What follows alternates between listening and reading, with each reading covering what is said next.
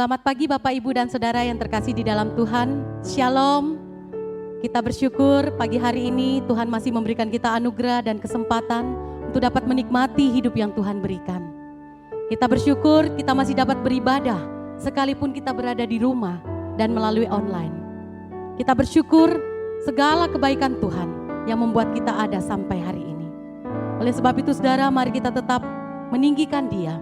Mari kita memuji Dia, memuliakan Dia. Kita siapkan hati kita untuk masuk di dalam ibadah pada hari ini. Silakan Bapak, Ibu, dan Saudara mengambil saat teduh.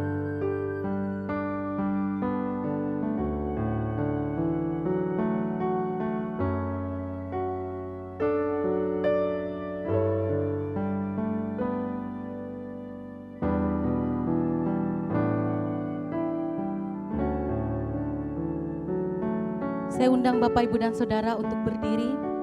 Kita akan pujikan Tuhan berada di bait suci-Nya.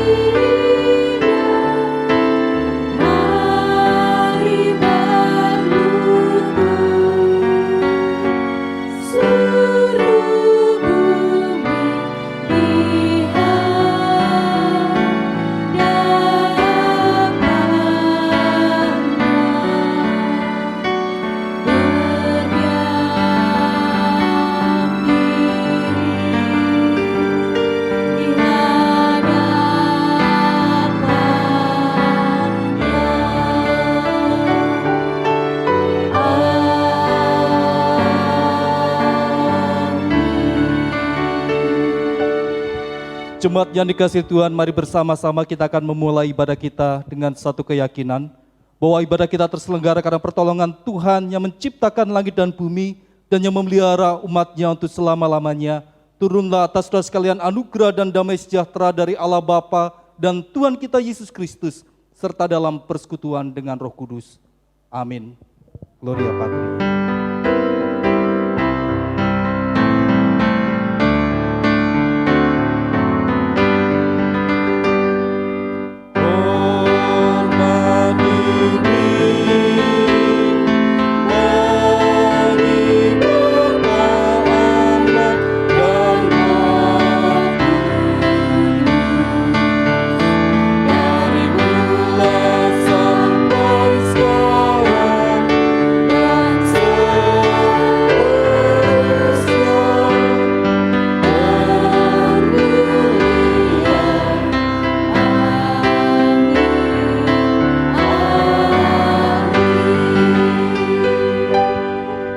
Mari bersama kita berdiam diri sejenak di hadapan Tuhan. Kita memohon pengampunan Tuhan bagi setiap perbuatan dosa yang kita lakukan, baik melalui perkataan, pikiran maupun sikap hidup kita, supaya kita boleh dilayakkan untuk beribadah pada pagi hari ini.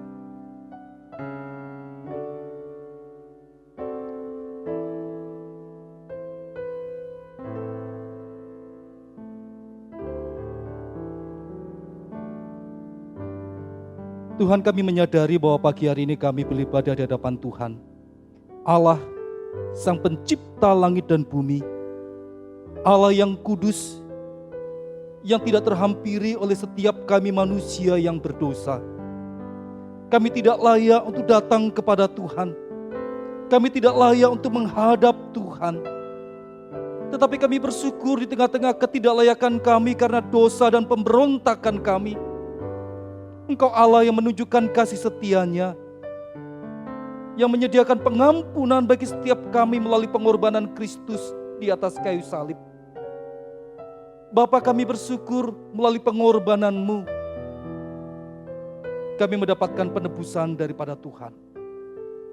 Dan tatkala kami beribadah, kami yakin dengan kekudusan dan kelayakan Tuhan, kami boleh menghadap Tuhan dan menikmati satu ibadah yang memuliakan Allah dan menjadi berkat bagi setiap kami. Terima kasih untuk pengampunan-Mu. Terima kasih untuk seluruh anugerah Allah yang Tuhan nyatakan di dalam kehidupan kami. Dalam nama Tuhan Yesus kami berdoa. Amin. Berita anugerah terambil dari surat Ibrani pasal yang ke-9 ayat 13 sampai ayat 14 berbunyi demikian. Sebab jika darah domba jantan dan darah lembu jantan dan percikan abu lembu muda menguduskan mereka yang najis sehingga mereka disucikan secara lahiriah, betapa lebihnya darah Kristus yang oleh Roh yang kekal telah mempersembahkan dirinya sendiri kepada Allah sebagai persembahan yang tak bercacat, akan menyucikan hati nurani kita dari perbuatan-perbuatan yang sia-sia, supaya kita dapat beribadah kepada Allah yang hidup. Amin. Ketika kita melihat dunia ini beserta dengan segala isinya, pernahkah saudara merenungkan betapa ajaib, betapa luar biasanya dunia ini, betapa luar biasanya Tuhan yang telah menciptakannya. Tuhan menciptakan saudara dan saya untuk memuliakan Dia. Mari saudara, angkat jiwamu, angkat hatimu, angkat pujianmu, katakan bersama-sama, maka jiwaku pun memuji Engkau.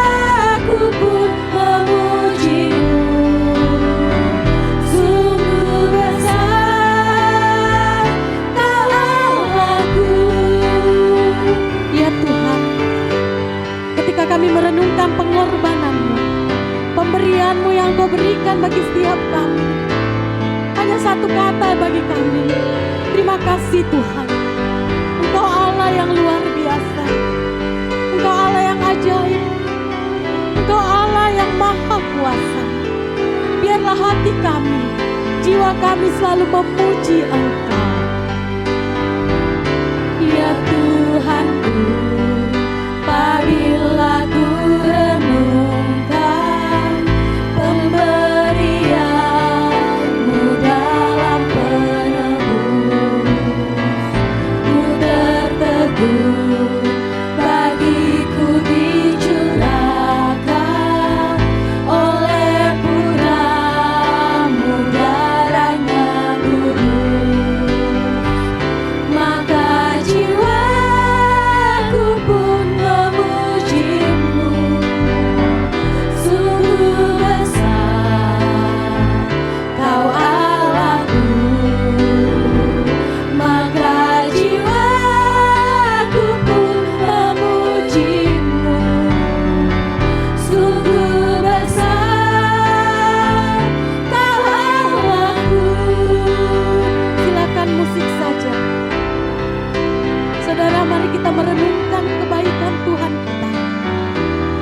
mau merenungkan kasih-Nya bagi setiap kita orang yang berdosa, yang tidak layak di hadapan-Nya. Namun Dia begitu mengasihi kita, Dia begitu mencintai kita, sehingga Ia rela mati untuk saudara dan saya. Betapa besar kasih-Nya bagi saudara dan saya. Mari angkat suaramu. Maka jiwaku pun memuji-Mu. Terima kasih Tuhan. Sungguh besar Kau Allahku. Maka jiwaku pun memuji-Mu. Sungguh besar Kau Allah. Sekali lagi katakan, maka jiwaku, jiwaku pun memuji-Mu. Sungguh besar Kau Allahku. Maka jiwaku pun memuji-Mu. Sungguh besar Kau Allahku. Sungguh besar Kau Allahku. Sungguh besar Kau Allahku.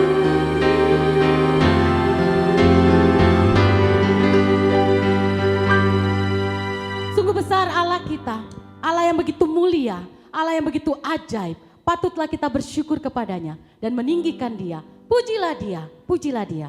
Bapak, Ibu, dan Saudara dipersilakan duduk. Pujilah Allah kita, mulia bagi Allah.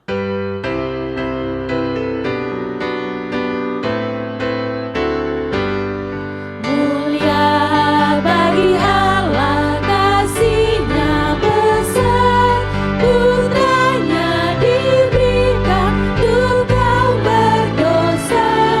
Dia rela disalib bagi manusia, terbukalah pintu selamat bagiku. Pujilah, pujilah, dengarlah sabdanya. Pujilah, pujilah, umat berirangan menghadap Allah di antara anaknya. Dapat penebusan mulia baginya. Kita diselamatkan melalui darah anaknya, janjinya bagi setiap kita. Darah anaknya jadi penebusan, itu janjinya bagi yang percaya. Dan dosaku betapapun besarnya, yang menghapus dan membasuh semuanya.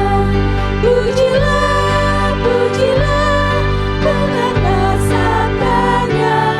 Pujilah, pujilah, umat berirangan menghadap Allah di antara anaknya. Dapatlah penebusan mulia baginya. Pujilah, pujilah, dengarlah sabdanya. Pujilah, pujilah, umat berirangan menghadap Allah di antara anaknya. Dapatlah penebusan mulia baginya. Dapatlah penebusan mulia baginya. Saudara yang terkasih di dalam Tuhan, kita bersyukur karena keluarga kita adalah keluarga yang diberkati Tuhan. Ketika kita mengundang Tuhan hadir dalam hidup kita, dalam keluarga kita, percayalah, keluarga kita akan menjadi keluarga yang bahagia. Oleh sebab itu Bapak, Ibu, dan Saudara, jika selama ini kita belum menganggap atau mengundang Tuhan kita sebagai kepala dalam keluarga kita, mari saya mengajak setiap kita, Katakan kepada Tuhan, Tuhan saya mau keluarga saya dipimpin oleh-Mu, keluarga saya dituntun oleh-Mu, sehingga keluarga saya menjadi keluarga yang bahagia, keluarga yang saling mengasihi satu dengan yang lain. Mari kita nyanyikan Keluarga Senang.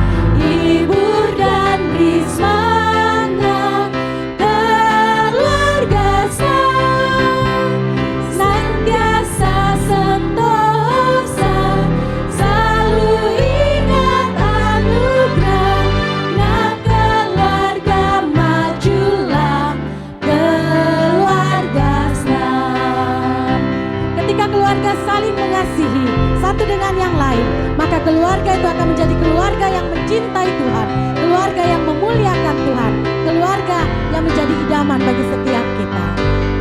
Ku cinta keluarga Tuhan, terjalin mesra sekali, semua saling mengasihi, betapa senang ku menjadi keluarganya Tuhan. Ku cinta keluarga Tuhan, ku cinta keluarga Tuhan, terjalin mesra sekali, semua saling mengasihi, betapa senang ku menjadi keluarganya Tuhan. Semua saling mengasihi, betapa senang ku menjadi keluarganya. Sekali lagi katakan, semua saling mengasihi.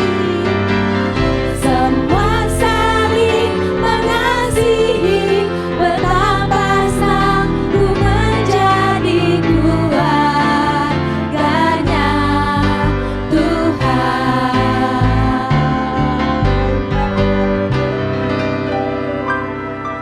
Biarlah keluarga kita senantiasa menjadi keluarga yang mencintai Tuhan, saling mengasihi satu dengan yang lain. Seperti Bapa yang sayang kepada anaknya, demikianlah Tuhan sayang kepada setiap kita. Dia begitu mencintai kita sehingga dia rela memberikan anaknya yang terbaik, anaknya yang tunggal untuk setiap kita. Biarlah setiap kita juga boleh senantiasa mengasihi dia, menghormati dia, sebagaimana kita mengasihi dan menghormati Bapa kita di dunia ini. Mari kita lebih mengasihi dan lebih menghormati Bapa kita yang di sorga.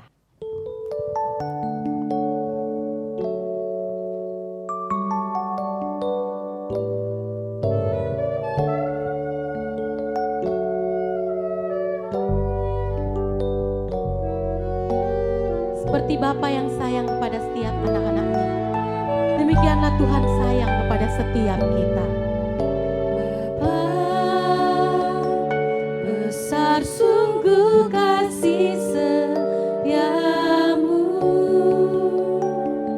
nyata sungguh perlindunganmu, tak satu kuasa mampu pisahkan aku dari kasih-Mu. Bapa, ajarku selalu hormati-Mu, ajarku turut perintah-Mu, berikan ku hati untuk menyembah-Mu dan bersyukur setiap waktu, seperti Bapa sayang anaknya, demikianlah Engkau mengasihiku.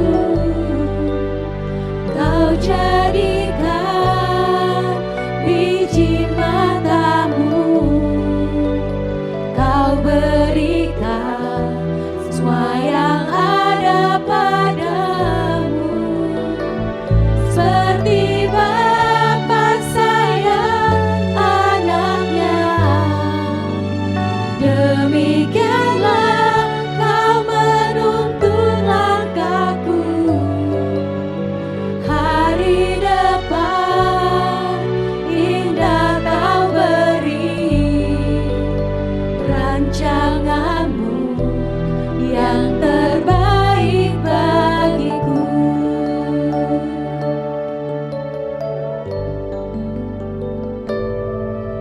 Bapa, ajarku selalu hormati-Mu, ajarku turut perintah-Mu, berikan ku hati untuk menyembah-Mu dan bersyukur setiap waktu, seperti Bapa sayang anaknya,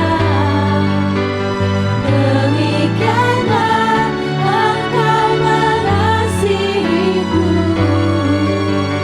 Kau jadikan biji mata-Mu, Kau berikan semua yang ada padamu, seperti Bapa sayang anaknya, demikianlah Kau menuntun langkahku. Hari depan indah Kau beri, rancangan-Mu yang terbaik bagiku.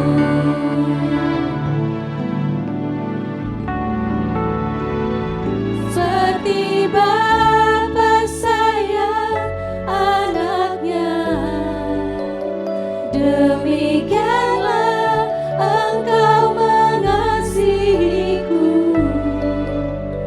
Kau jadikan biji mata-Mu, Kau berikan semua yang ada padamu, seperti Bapa sayang anaknya, demikianlah Kau menuntun langkahku. Hari depan indah Kau beri, rancangan-Mu yang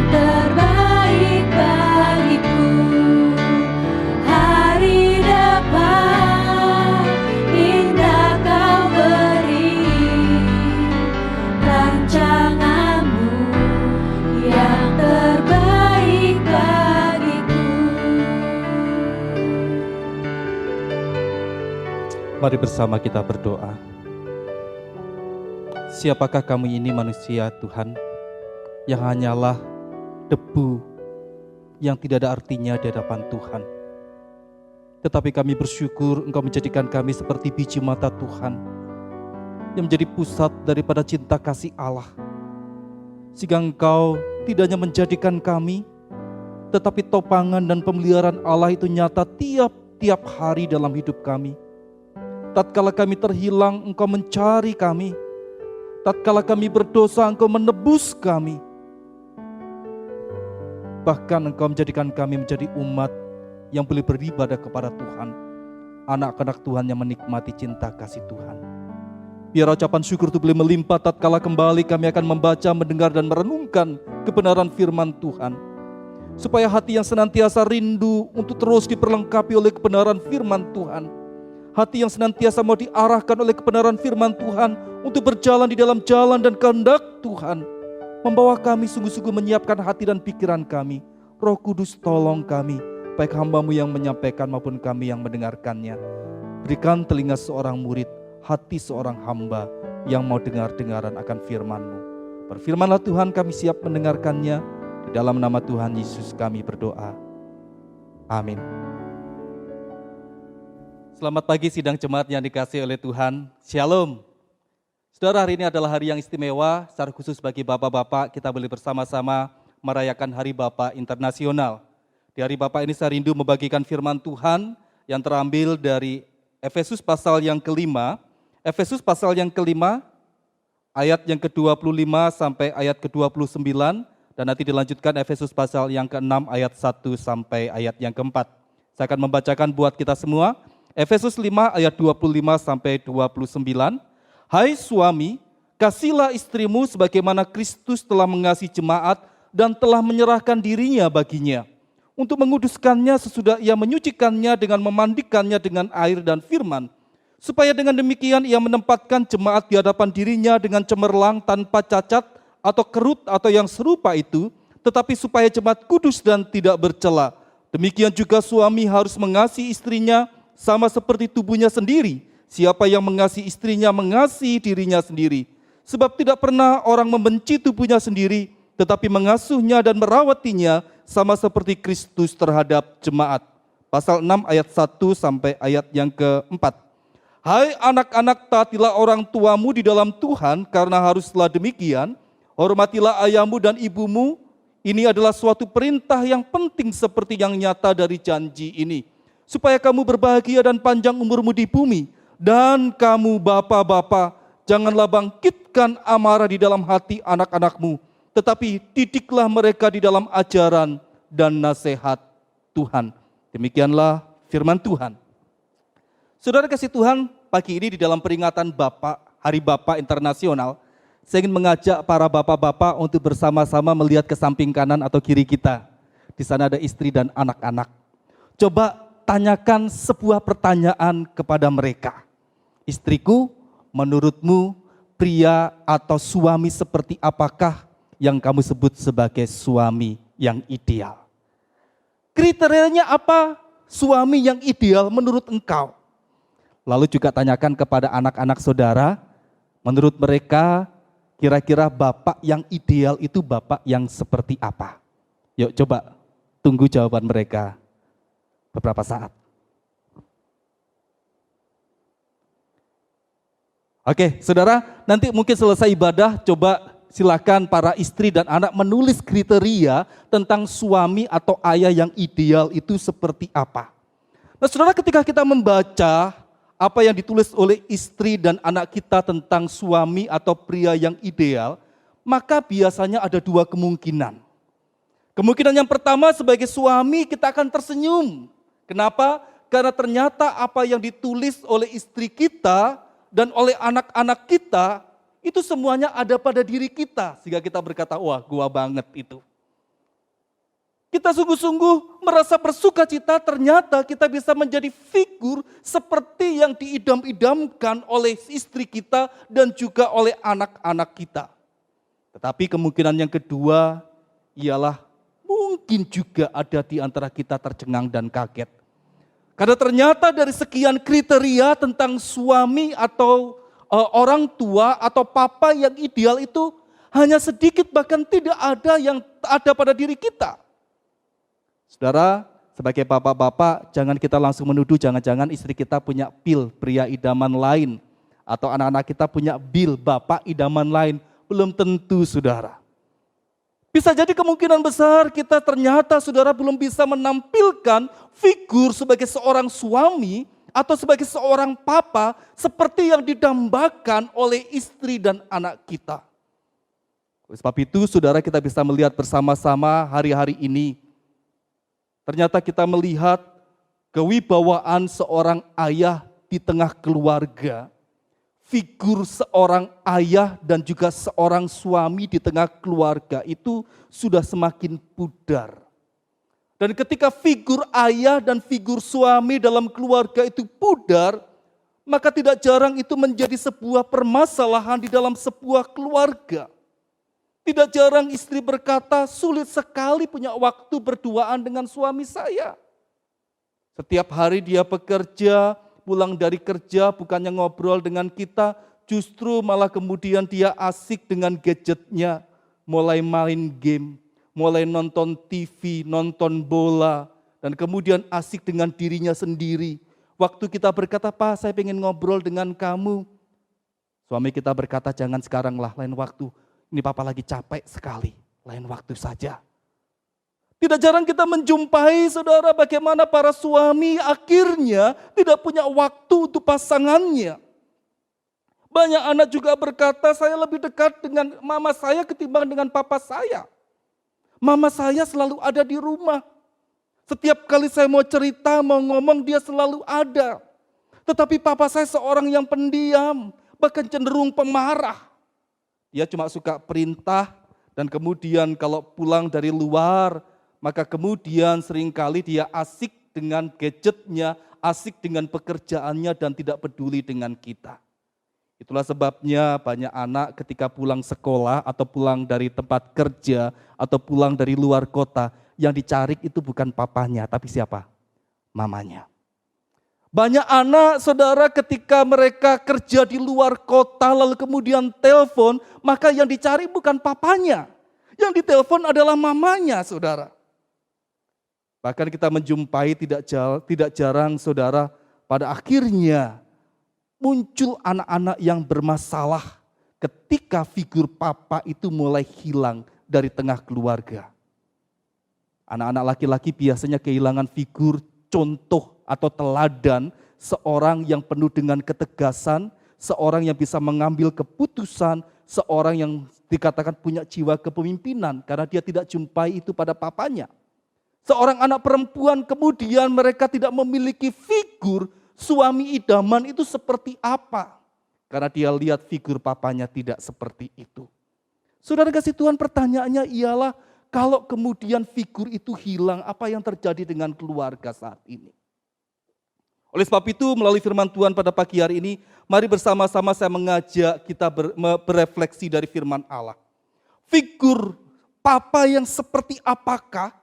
Figur bapak yang seperti apakah yang seharusnya kita miliki di tengah-tengah keluarga kita, sehingga kita bisa membina sebuah keluarga yang sungguh-sungguh memuliakan Allah dan setiap anggota keluarga itu merasakan sebuah kebahagiaan. Yang pertama ialah, saudara, figur seorang suami yang mengasihi istri. Seorang pria kita harus bisa menjadi seorang suami yang mengasihi istri kita. Saudara, banyak suami berpikir bahwa cinta itu kadang tidak perlu diungkapkan dengan kata-kata. Yang penting saya bisa memenuhi kebutuhan istri saya, resiko dapur terpenuhi, biaya dia untuk ke salon, untuk perawatan tubuh semuanya ada, untuk shopping ke mall pun juga ada, maka itulah bukti cintaku. Tetapi saudara, wanita punya pemikiran yang lain. Bagi mereka, cinta itu bukan masalah materi. Mereka memerlukan waktu bersama-sama dengan suaminya. Mereka perlu waktu di mana suaminya berkata kepada dia, aku mengasihi kamu, aku mencintai kamu. Mereka menginginkan masa-masa yang sungguh-sungguh indah seperti yang mereka rasakan ketika dulu mereka masih pacaran.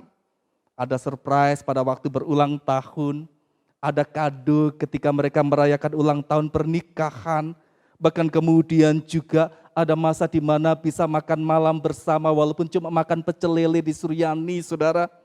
Bahkan juga ada waktu pemotoran bareng ke Lembang cuma berdua. Dan semuanya tuh hilang karena apa, saudara? Karena banyak bapak-bapak yang pada akhirnya jatuh pada cinta yang dikatakan sebagai cinta praktis, bukan lagi cinta romantis. Sehingga akhirnya bagi mereka cuma memperhatikan kebutuhan materi istri, itulah bukti cinta. Tapi bagi istri itu bukan cinta. Hati-hati bapak-bapak, kita bisa terjebak dengan hal ini. Oleh sebab itu firman Tuhan hari ini mengajarkan, kasih yang seperti apakah yang harus dimiliki oleh seorang suami terhadap istrinya. Ayat 25 sampai 27 dari Efesus pasal yang kelima menjelaskan di sana, kasih seperti kasih Kristus kepada jemaat. Sebagai kepala keluarga, bagaimana suami tidak menjadikan istrinya menjadi saudara tempat tujuan bagaimana dia terus memerintah dan memerintah, meluapkan emosi dan banyak hal dalam dirinya. Tidak bisa memperlakukan istri dengan semena-mena. Melainkan seorang suami yang mengasihi istrinya, dia akan memperlakukan istrinya dengan penuh kasih, dengan jiwa melayani. Saudara, banyak para suami berkata, ingat loh, istri itu adalah penolong. Saya pernah katakan saudara ya, penolong itu kan berasal dari akar katanya adalah tolong. Sinonim atau persamaan dari kata tolong adalah bantu. Jadi penolong itu sama dengan pembantu. Banyak suami memperlakukan istrinya seperti itu. Menjadi pembantu yang harus bekerja di perintah ini dan itu, mengerjakan dan mengurus semua urusan rumah tangga, mengurus anak. Kalau sampai ada yang tidak beres, maka kemudian suami akan marah-marah kepada istrinya. Saudara, hati-hati kalau kita melakukan hal seperti itu bukan kasih, itu bukan cinta seorang suami kepada anak. Tetapi itu adalah suami kepada istri, tetapi itu adalah kesewenang-wenangan. Seperti Kristus yang berkorban bagi gerejanya, seorang suami harus rela berkorban bagi istrinya. Memiliki hati yang senantiasa terbeban untuk mau berbagi beban dengan istrinya. Kadang-kadang sebagai seorang suami, jangan malu kalau kita membantu istri mungkin cuma sekedar untuk cuci baju, ngepel rumah saudara. Itu bentuk sebuah pelayanan. Ketika istri kita sakit, jangan justru dimarahi dan berkata, udah kamu jangan manja, minum aja lah obat ini, obat warung supaya kamu sembuh. Itu paling-paling juga masuk angin sebentar juga sembuh. Kenapa kita tidak harus bawa dia ke dokter, saudara? Seorang suami yang mengasihi istrinya, dia rela berkorban bagi pasangannya, melayani pasangannya dengan sebaik-baiknya. Seorang suami yang dikatakan juga membantu dan membimbing istrinya ke dalam satu kehidupan yang lebih baik dan wajar.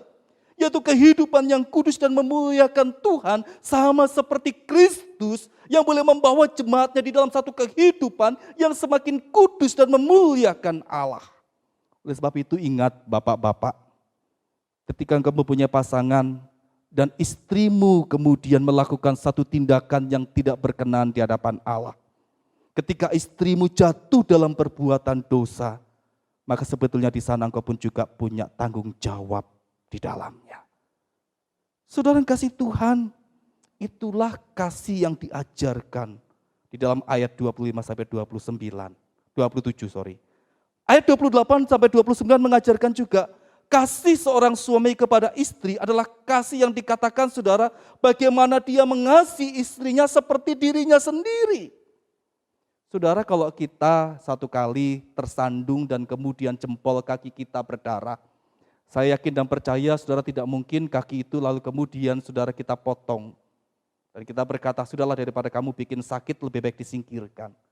Tetapi yang kita lakukan, kita akan mengobati jempol kaki kita itu, kita kasih betadin, kita kasih obat supaya akhirnya bisa sembuh. Kenapa? Karena jempol yang berdarah itu dampaknya sampai kemana-mana saudara.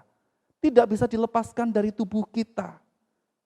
Kaki kita mulai pegal karena memikirkan jempol yang sakit itu dan berjalan dengan tidak seperti mestinya. Lalu kemudian bukan cuma sampai di sana, kepala kita mulai kenyut-kenyut saudara ya. mulai berdenyut dan sakit karena apa? Menahan sakit dari kaki kita itu. Semuanya saling terkait dan tidak bisa dipisahkan. Itulah sebabnya kita akan menjaga seluruh bagian tubuh kita, bahkan bagian tubuh yang paling kecil. Firman Tuhan berkata seorang istri itu akan dikasihi oleh suaminya sama seperti seorang suami mengasihi dirinya sendiri. Dan itu berarti saudara, kita akan menjaga, memelihara, merawat istri kita sedemikian rupa seperti diri kita sendiri.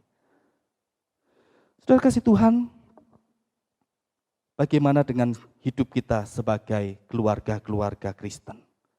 Apakah kasih yang seperti ini dimiliki oleh para suami terhadap para istrinya? Saudara kasih Tuhan, ketika kita melihat bersama-sama ternyata saudara, ketika sang suami memiliki kasih yang sedemikian luar biasa, itu akan menjadi sia-sia kalau istri tidak juga bisa menempatkan dirinya dengan sebaik-baiknya. Alkitab mengajarkan bukan cuma suami yang mengasihi istri, tetapi bagaimana istri juga punya ketertundukan dan sikap hormat kepada seorang suami. Meskipun mungkin suami itu tidak lebih pandai dari istri. Meskipun suami kita secara ekonomi lebih rendah dari kita. Meskipun secara penghasilan suami kita penghasilannya lebih kecil dari kita. Tetapi tugas seorang istri ialah menghormati dan tunduk kepada seorang suami. Ketika seorang istri tunduk kepada suami, maka suami akan mengasihi istri dan dia akan menjadi figur seorang suami yang sungguh-sungguh ideal di tengah keluarga. Yang kedua, figur seperti apakah yang harus dimiliki seorang ayah di tengah keluarga? Yang kedua ialah figur ayah yang tidak membangkitkan amarah di hati anaknya. Figur seorang ayah yang tidak membangkitkan amarah di hati anaknya. Saudara, saya tertarik ketika beberapa waktu yang lalu mendapatkan kiriman tentang istilahnya sedikit rasa protes dari seorang anak, saudara, dalam bentuk klip terhadap orang tuanya. Saya mengajak kita memperhatikan klip ini sejenak. Mama yang ngelahirin kamu. Nggak ada mama, kamu nggak ada. Lah saya kan tidak minta dilahirkan sama mama. Kalau saya bisa milih orang tua, saya tidak milih mama. Saya nggak ada pun saya tidak masalah. Tidak perlu belajar, tidak perlu sekolah, tidak perlu mencari jodoh, tidak perlu menghadapi hujatan netizen, tidak perlu menghadapi orang tua yang tidak mau menerima. Tidak masalah. Justru saya jadi susah karena dilahirkan sama orang tua yang tidak menerima saya. Seperti itu. Auto coret dari kakak. Ya udah, kalau emang mereka kayak gitu, berarti nggak sayang sama kamu. Mending hidup sendiri. Saudara, waktu kita melihat klip ini, kira-kira apa yang terlintas di dalam pikiran kita? Mungkin ada di antara kita sebagai orang tua berkata, dasar anak kurang ajar, anak tidak tahu balas budi, anak tidak mengerti pikiran orang tua. Kita mungkin merasa tersinggung sebagai orang tua dan kita marah. Tetapi saya ingin mengajak kita bersama melihat dari sisi yang lain. Kenapa anak ini protes seperti itu tentang orang tua?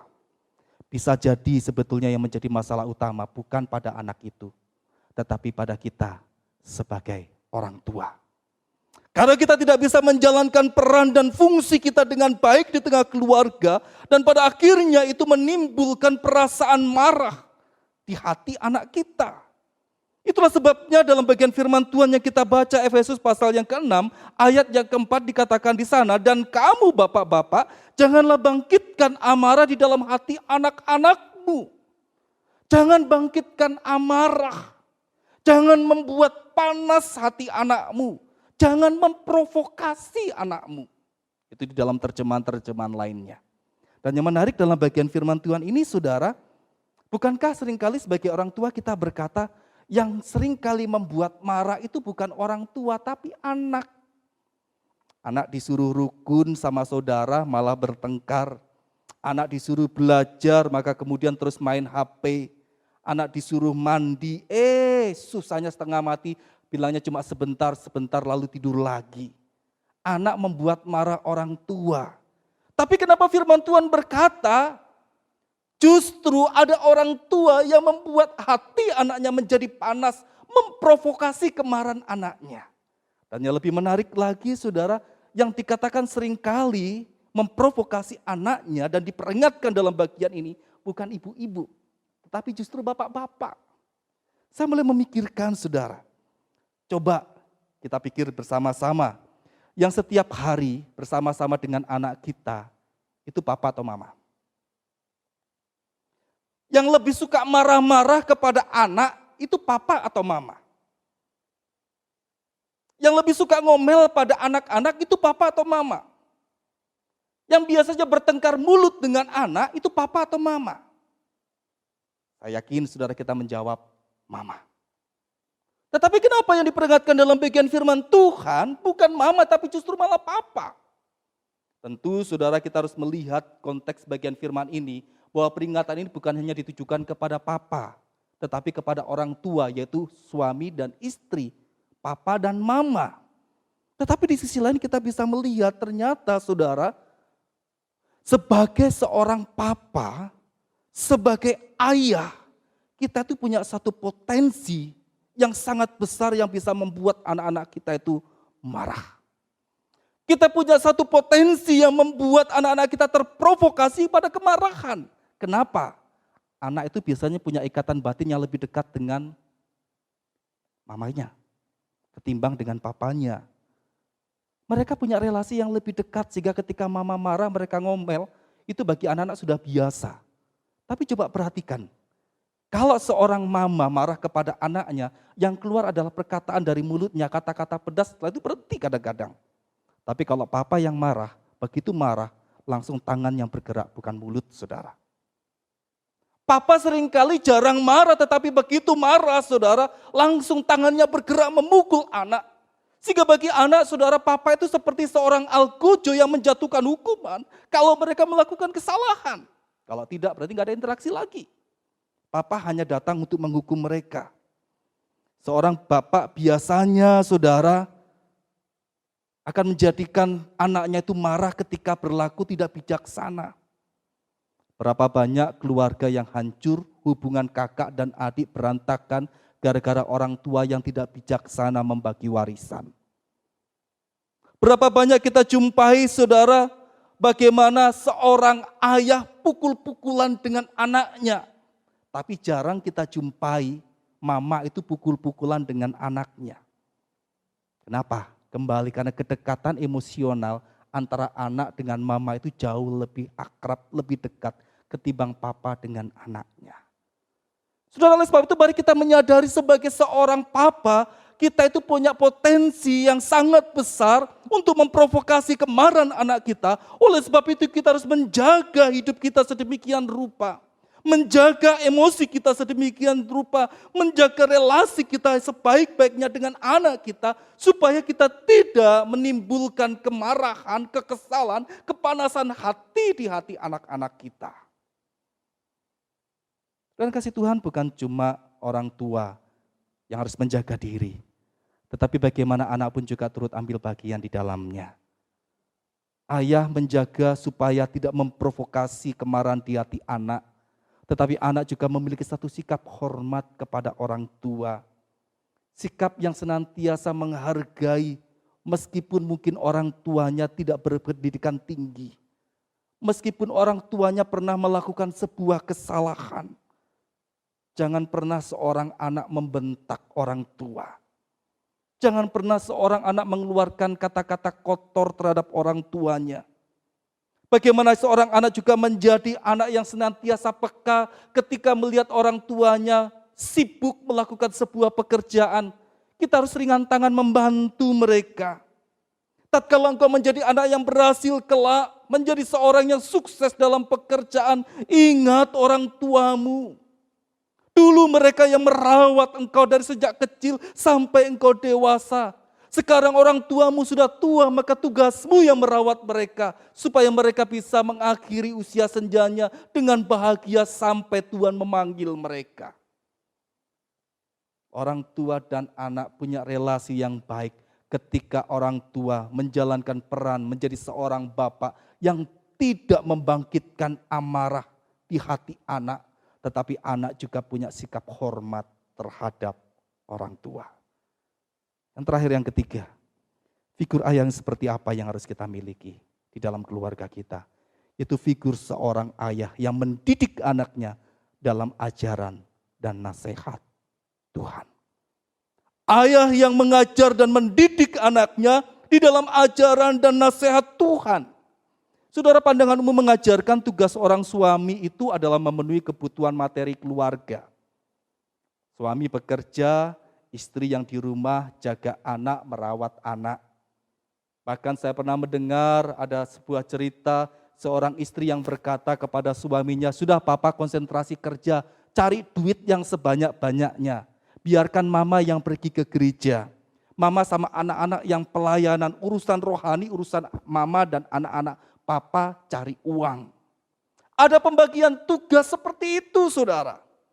Sehingga akhirnya kemudian kita menjumpai banyak para bapak, pada akhirnya mereka melupakan tugas dan tanggung jawab mereka. Mereka lupa bahwa firman Tuhan mengajarkan sejak dari Ulangan pasal yang ke-6, kemudian dalam kitab Efesus yang kita baca, dan beberapa bagian firman Tuhan yang lainnya, bahwa sebagai seorang ayah, kita ini adalah imam di tengah keluarga yang harus memperhatikan pendidikan rohani bagi keluarga kita. Kita melemparkan tanggung jawab itu kepada istri kita. Bukan berarti firman Tuhan mengajarkan saudara istri tidak ambil bagian dalam pendidikan rohani. Itu tanggung jawab sepenuhnya bagi suami. Tidak, saudara. Istri ambil bagian di dalam pendidikan rohani di dalam keluarga. Tetapi ingat, itu adalah tugas utama dari seorang suami. Tugas utama dari seorang ayah. Bagaimana dia harus melihat hidup keluarganya, kerohanian keluarganya, baik istri maupun anak-anaknya. Seorang suami tidak harus pandai berbicara, pandai berkhotbah dan berdoa dengan kata-kata yang indah untuk bisa mengajarkan hal yang baik kepada istri dan anak-anaknya. Tidak, saudara. Tetapi seorang suami harus memperdulikan dan menekankan tentang kerohanian dan iman, hati yang takut kepada Allah itu dimiliki oleh seluruh anggota keluarga. Seorang ayah tidak perlu terlibat di dalam segala hal secara detail, saudara. Tetapi bagaimana dia harus memastikan terciptanya atmosfer rohani di dalam rumahnya. Karena ingat, dia adalah imam di tengah keluarga. Saudara kasih Tuhan, tetapi apa ya realita yang kita bisa lihat? Bukankah kita menjumpai banyak orang tua, secara khusus para suami, para bapak yang melupakan tugas ini? Kalau kita coba tanya kepada anak-anak kita, siapa yang rajin ke gereja? Papa atau mama? Di rumah siapa yang rajin baca Alkitab, rajin berdoa? Papa atau mama? Di rumah siapa yang sering cerita firman Tuhan, menceritakan atau memberikan renungan firman Allah di dalam persekutuan keluarga ataupun doa bersama dalam keluarga? Papa atau mama? Mungkin sebagian besar keluarga akan menjawab, mama. Bukan papa. Saudara, bagaimana keluarga kita menjadi keluarga yang sehat kalau para suami, para bapak melupakan tugas keimamannya di tengah keluarga? Saudara, hari ini di dalam masa-masa pandemi corona, di satu sisi kita merasakan satu situasi yang tidak mudah.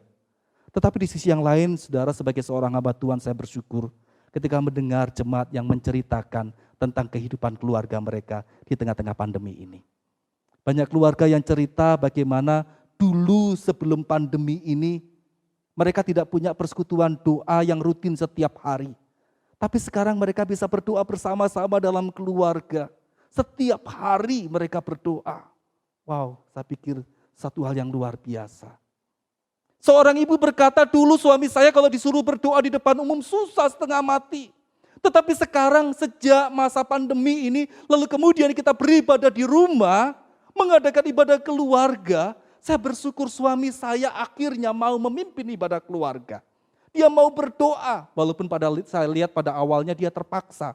Tapi lama-kelamaan dia menikmati itu sebagai satu pelayanan seorang ayah yang adalah imam di tengah keluarga. Seorang ibu pernah juga berkata, kalau dulu saya melihat suamiku belum begitu aktif melayani. Tetapi sekarang saya melihat setelah kami beribadah di rumah, suamiku begitu luar biasa. Dia memimpin ibadah kami bersama-sama, maka ketika gereja mulai membuka ibadah streaming pun kami tetap memilih ibadah keluarga. Karena apa? Dalam ibadah keluarga kami semua melayani. Dan suami saya bisa menjalankan tugas sebagai seorang imam yang boleh memimpin kami beribadah bersama-sama di hadapan Tuhan. Saudara, saya berharap apa yang baik ini tidak hanya terjadi pada masa pandemi corona ini, tetapi terus kita jaga sehingga seluruh keluarga jemaat Tuhan menjadi keluarga yang memiliki family altar yang hidup, yang sungguh-sungguh membawa anggota keluarganya beribadah kepada Allah. Saudara kasih Tuhan, ketika seorang suami, seorang ayah menjalankan perannya dengan baik, menjadi suami yang mengasihi istri, menjadi seorang ayah yang tidak membangkitkan amarah di hati anak, menjadi seorang ayah yang mendidik anak-anaknya di dalam ajaran dan nasihat kebenaran firman Allah, maka dia akan menjadi seorang figur ayah yang sungguh-sungguh memuliakan Tuhan. Dan di sanalah kewibawaan seorang bapa itu akan tercipta. Percayalah, keluarga kita akan menjadi keluarga yang berbahagia. Kiranya Tuhan menolong setiap kita boleh menikmati anugerah Allah itu nyata dalam hidup keluarga kita. Kita berdoa. Roh Kudus, tolong kami supaya kebenaran firman-Mu berbicara di dalam hidup setiap jemaat Tuhan. Dan keluarga kami menjadi keluarga yang sungguh-sungguh memuliakan Allah. Setiap bapa dimampukan menjadi kepala keluarga yang sungguh-sungguh memiliki figur yang benar di hadapan Tuhan. Menjadi suami yang mengasihi istri, menjadi ayah yang sungguh-sungguh juga mengasihi anak-anak, mendidik mereka dalam ajaran dan nasihat Tuhan, dan membimbing mereka dalam kehidupan yang semakin memuliakan Tuhan. Dalam nama Tuhan Yesus kami berdoa. Amin. Terima kasih untuk firman Tuhan yang sudah disampaikan, kiranya itu menjadi berkat bagi setiap kita. Bersama dengan orang percaya di segala tempat dan abad, mari kita akan bersama-sama mengikrarkan pengakuan iman kita, yaitu pengakuan iman rasuli dengan sikap berdiri. Pengakuan iman rasuli. Aku percaya kepada Allah, Bapa yang Maha Kuasa, Khalik langit dan bumi, dan kepada Yesus Kristus, anaknya yang tunggal Tuhan kita, yang dikandung dari Roh Kudus, lahir dari anak darah Maria, yang menderita sengsara di bawah pemerintahan Pontius Pilatus, disalibkan, mati dan dikuburkan, turun ke dalam kerajaan maut. Pada hari yang ketiga, bangkit pula dari antara orang mati, naik ke surga, duduk di sebelah kanan Allah, Bapa yang Maha Kuasa. Dan dari sana ia akan datang untuk menghakimi orang yang hidup dan yang mati. Aku percaya kepada Roh Kudus, gereja yang kudus dan am, persekutuan orang kudus, pengampunan dosa dan kebangkitan tubuh dan hidup yang kekal. Amin. Kita bersyukur kita diberikan kesempatan oleh Tuhan untuk dapat memberikan persembahan. Bapak, Ibu, dan Saudara, kita yang akan memberikan persembahan boleh mentransfer ke rekening gereja dengan atas nama GKI Mesias dan diberi keterangan perpuluhan ataupun juga persembahan. Atau kita juga bisa melakukannya dengan scan QR Code melalui BCA Mobile, OVO, GoPay, Gojek, Sakuku, Dana, atau link aja. Atau bisa juga datang langsung ke gereja dan memasukkannya ke dalam kotak persembahan yang sudah disediakan di gereja. Atau kita juga bisa mengumpulkannya dalam satu amplop, lalu kemudian memberikannya pada saat gereja mulai dibuka kembali. Kita akan pujikan Pujihu yang telah memberkati hidup kita, Pujihu yang telah mengasihi kita dan memelihara kehidupan kita.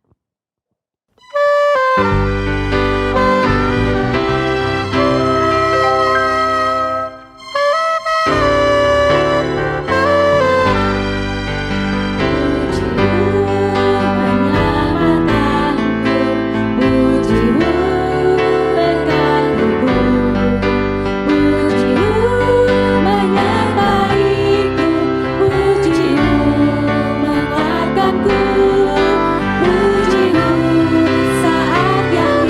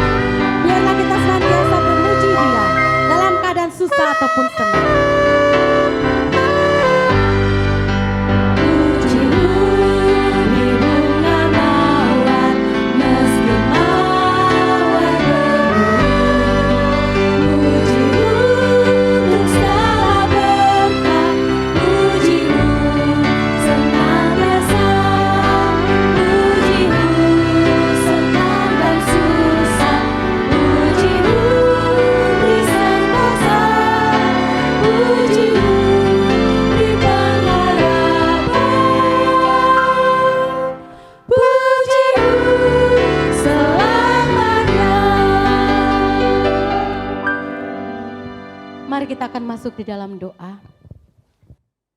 Bapa kami yang di surga, kami bersyukur kepadamu Tuhan. Engkau Allah sumber pemelihara hidup kami. Engkau yang sudah memberkati hidup kami. Engkau yang sudah menyelamatkan dan mengasihi kami. Biarlah kami juga senantiasa hidup menyenangkan hati Tuhan. Saat ini Tuhan kami mau bersama-sama berdoa untuk semua Bapak yang ada di dunia ini. Kami rindu Tuhan agar sungguh-sungguh setiap Bapak boleh menyadari bahwa mereka adalah imam yang dipilih oleh Tuhan untuk boleh memimpin keluarga mereka untuk hidup takut akan Tuhan. Biarlah Tuhan berikan hikmat, Tuhan berikan kekuatan, Tuhan berikan kemampuan sehingga sungguh-sungguh menjalankan fungsinya sebagai imam di dalam keluarga. Kami rindu setiap anggota keluarga boleh taat dan boleh mengasihi dan menghormati setiap bapak yang ada di rumah. Kami juga mau berdoa Tuhan agar setiap keluarga jemaat boleh memiliki satu keluarga yang harmonis, keluarga yang saling mengasihi, keluarga yang saling memperhatikan, saling mengampuni satu dengan yang lain. Dan biarlah Tuhan Engkau yang memulihkan hati setiap keluarga. Di masa-masa pandemi ini, kami rindu kehangatan keluarga, sukacita keluarga dapat dimiliki oleh setiap anak-anak-Mu. Kami juga Tuhan mau berdoa secara khusus agar setiap kami anak-anak Tuhan boleh tetap menjadi berkat di tengah-tengah masa pandemi ini. Kami tahu Tuhan ada begitu banyak orang yang mengalami kesulitan. Ada begitu banyak orang yang mungkin juga mengalami pergumulan yang berat. Engkau yang maha mengetahuinya Tuhan. Tolonglah setiap kami, agar kami juga boleh menjadi berkat bagi mereka. Boleh ikut membantu bahkan juga mendoakan mereka. Sehingga mereka pun juga boleh merasakan kasih dan kebaikan Tuhan. Dan biarlah nama Tuhan dimuliakan melalui keluarga kami. Nama Tuhan dimuliakan melalui jemaat-Mu, melalui seluruh anak-anak Tuhan. Nama Tuhan dimuliakan melalui gereja-Mu. Terpujilah nama-Mu Tuhan. Kami mengembalikan persembahan ini sebagai tanda ucapan terima kasih kami kepadamu. Kami tahu Tuhan, Engkau begitu mengasihi kami. Berkatilah persembahan ini dan pakailah ini untuk menjadi alat di tangan Tuhan, sehingga nama Tuhan makin dimuliakan melalui gereja-Mu. Di dalam nama Tuhan Yesus kami berdoa dan bersyukur. Amin. Kita akan menutup ibadah kita pada pagi hari ini. Kita akan pujikan doksologi dan doa keberkat akan disampaikan oleh Pendeta Dedi Prasetyo.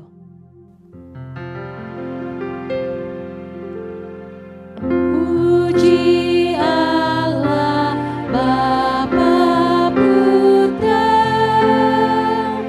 puji Allah Roh Kudus, ketiganya yang esa. Mohon selamat sumber berkat.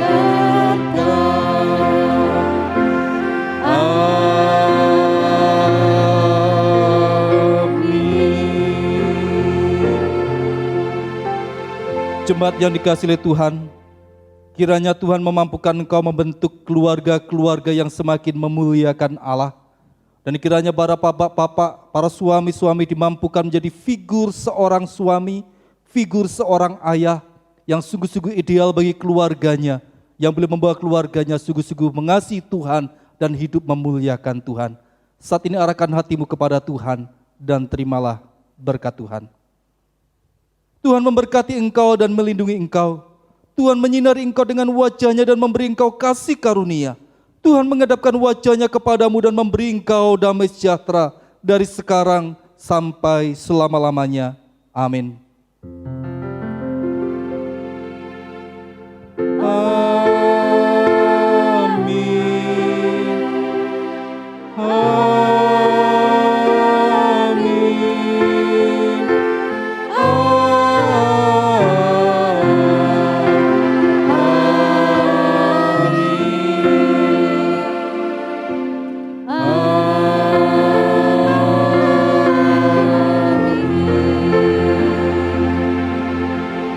Silakan mengambil saat teduh, kebaktian selesai.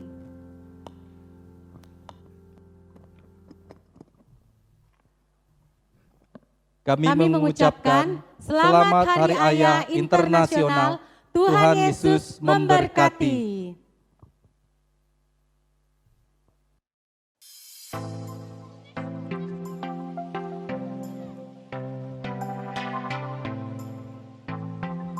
Segenap hamba Tuhan dan majelis mengucapkan terima kasih untuk seluruh pelayan Tuhan yang sudah melayani dalam ibadah streaming dan ibadah keluarga GKI Mesias minggu ini.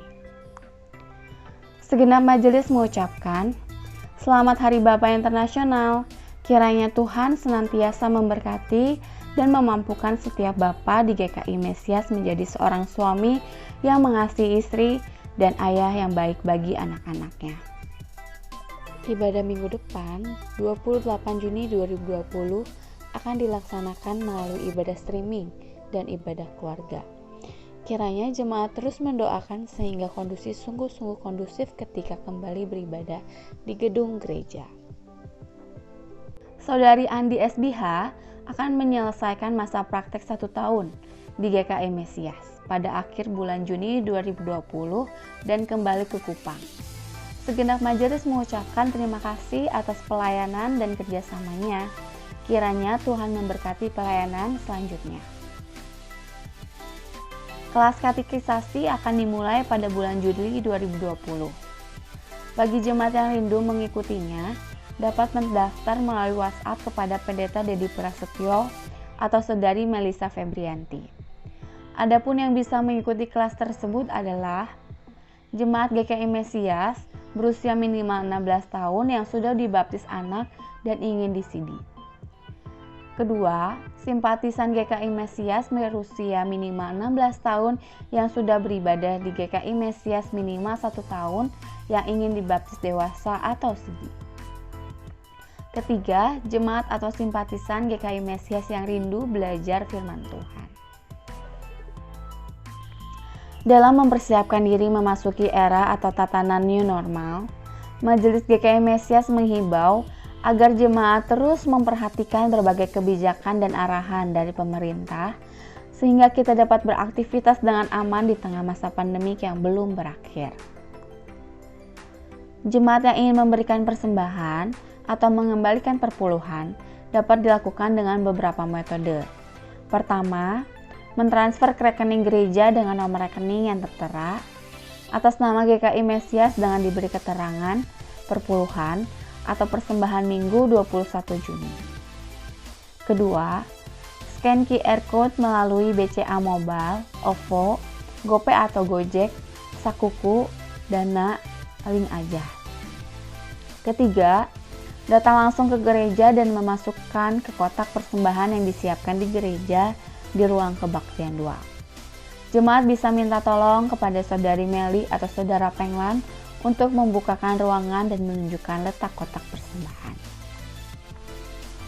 Keempat, memasukkan ke amplop atau celengan khusus dan dibawa saat kembali beribadah di gereja. GKI Mesias mengadakan program berbagi kasih Gereja Tanggap COVID-19, yaitu pembagian sembako bagi jemaat dan orang-orang yang membutuhkan. Bagi jemaat yang ingin mendukung dalam dana, dapat mentransfer ke rekening gereja dengan diberi keterangan berbagi kasih. Persembahan juga bisa berupa sembako seperti beras, minyak Indomie atau telur dan dapat diantar ke gereja dengan menghubungi Evangelis Yuli Gunarko atau Saudari Melisa Febrianti. Segenap majelis mengucapkan selamat ulang tahun kepada Ibu Herawati Mulyana 21 Juni, Saudara Ferry C. Gunawan 22 Juni, Saudara Sandi Sulaiman 23 Juni, dan Ibu Chow Lin Chen 25 Juni. Selamat ulang tahun, Tuhan Yesus memberkati. Warta lengkap GKI Mesias dapat diakses di gkimesias.web.id atau melalui apps GKI Mesias.